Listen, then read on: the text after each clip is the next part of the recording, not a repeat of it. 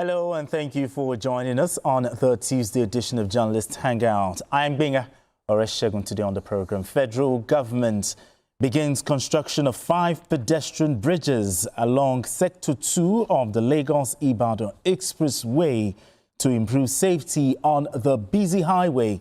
Kidnapped principal denies bandits' Sharia demand as Oyo State government destroys building used as hideout by Adelabu's sisters' kidnappers. And later on the show, unease in NDC over candidate substitutions and implementation of power sharing formula. Well, I'll be hanging out with Babajide Kolade, Otitoju and Asukwo James. Journalist Hangout starts right now.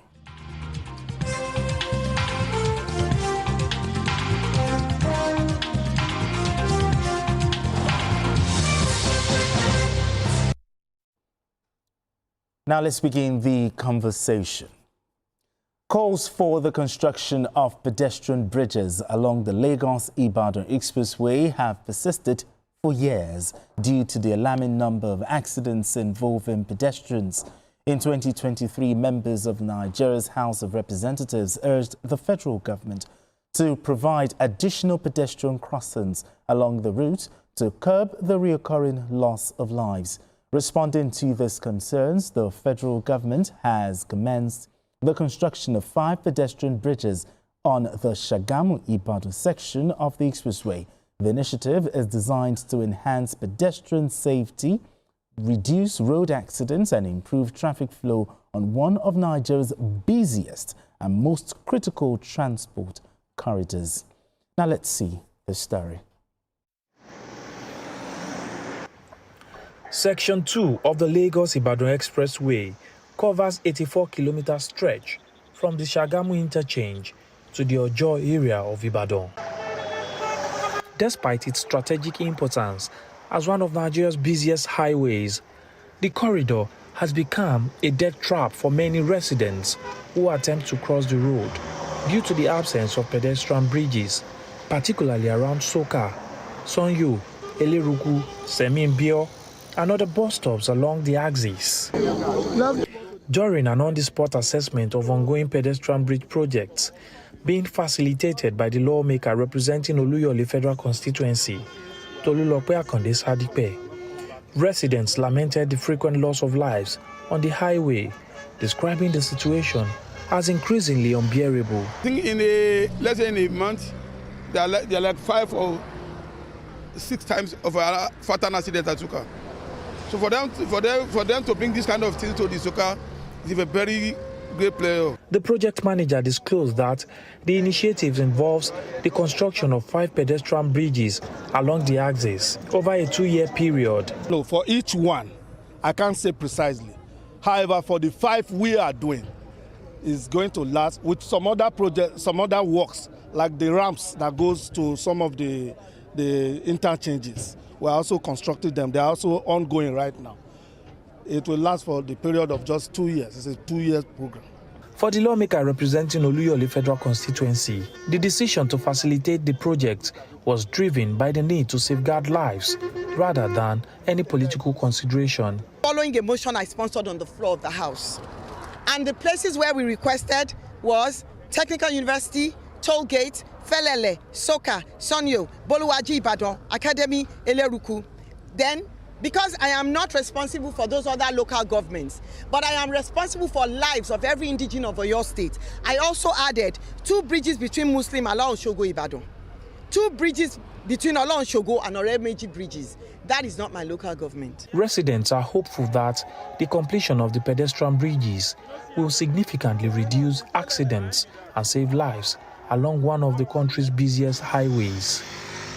Olaide Oyewole, TVC News, Ibadan.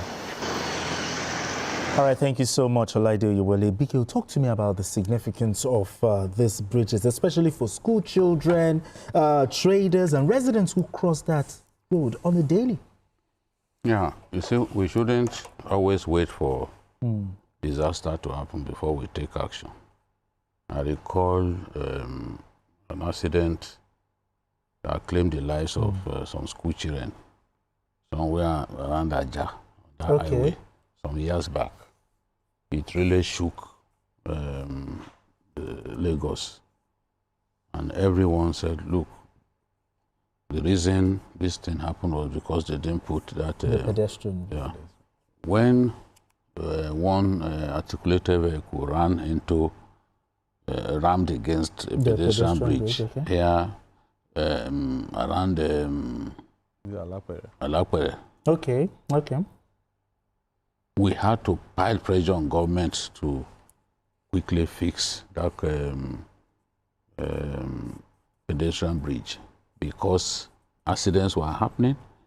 And if we stood there for some time, you will see how people are battling, just trying to calculate to gauge the speed of an oncoming vehicle before crossing. And in some cases, it's just murder luck that stands at the difference between life and death. So what this lawmaker has done is what we expect of our lawmakers. Lawmakers are not simply there to warm their seats. They have to do their best for their people. You are representatives of the people. You know the biggest problems confronting the people. You have to bring those problems to the parliament and get the executive to take action, get government agencies to take action. All government agencies must be accountable. Absolutely. If money gets voted to FEMA, for example, we have to demand that FEMA does its job. So it's a good thing now that this is happening. This is what we want to see. By the time those bridges are put where they are supposed to be, I had them talking about Eleruku, Shemimbio, Boluwaji, all kinds of funny names. You know, just like in Lagos, Agbotikuyo. Who is that person that will go Agbotikuyo? You know, so there are some funny in the Ibadan area. But what does this tell us about the government's approach to road safety, the construction of these pedestrian bridges? What does this tell us about the government's approach to road safety? Well, I know that pedestrian bridges, the bridges were actually part of the entire contract, and the only thing we needed was just someone who would prompt the government for them to be able to build these bridges, because I'm not sure the federal government would embark on a highway and not consider that people would cross those highways.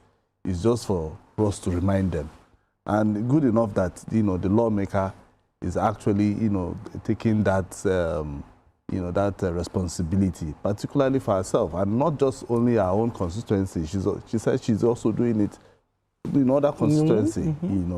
But this should also tell the government that if you are building highways, you must also consider that pedestrian bridges should go side by side. Yes, side by side. While you are doing the highway, also do the pedestrian bridges. This thing also is similar to what is happening in Ibafo, Mowe, area. Because sometimes you see people trying to cross the highway and all that. But even at that, I noticed that even when you build this pedestrian bridges, the culture, people do not use it. You will still see that the pedestrian bridges will be empty, and then the next thing you see people trying to cross the highway. Even around K2 area, you still see people, instead of climbing. And then the next thing, the pedestrian bridges, after a while, it turns to a market, a store for some people to start to sell. Oh, for beggars, sometimes, beggars. So those bridges are... in Abuja, that's what they are. Those bridges are not supermarkets that people will be selling wose. No, it's for people to just cross the highway and for them to see that because once you start to sell on the pedestrian bridges, people get afraid for them to use it. It should be something that people should like to.